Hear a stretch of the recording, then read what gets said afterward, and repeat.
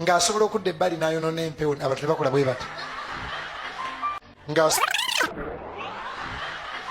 ng'asobola okudda ebbali n'ayonoona empewo abantu ne bakola bwe bati nze ngenda kubabulira ekintu kiruma era ngenda kiddamu nakyogedde ne ku Friday. I'm going to tell you something painful which I also said on Friday. mbawulira wano e Kampala mwatandise okusinza abasumba. In Kampala, I am hearing that people have started worshipping pastors. ebintu bye nawulira ng'eyo Nigeria Things that I used to hear way back in Nigeria.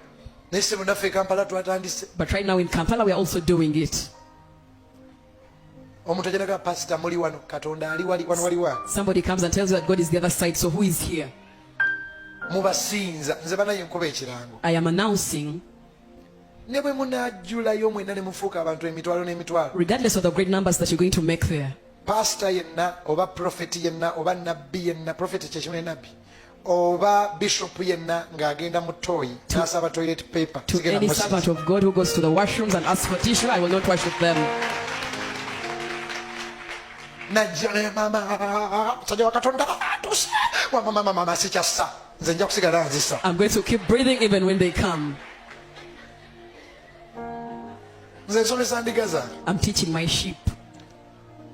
pastor wali waliwo nabbi nga bamulabyeko omuntu yenna ng'azuukuka n'obujonjo mu maaso Somebody wakes up with their eyes dirty n'abunaaba and they brush their teeth, n'ajja ne mutandika omumusinza and he comes before you and you worship him. I'm not going to do it. kino ekisembayo kiruma. Lastly, this is also hurting.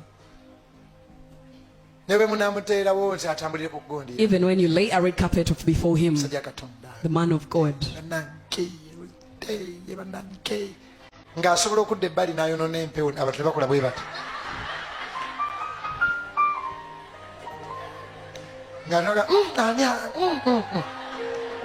nze ngenda kusinza katonda wa I am yakobo going to isaaka worship ne the God ibulayimu. of Abraham, Isaac, and Jacob. tebategedde kyengamba. What is your forbidden pastor? Musumba ki oyo gw'talina kubuulira ng'olyako? What is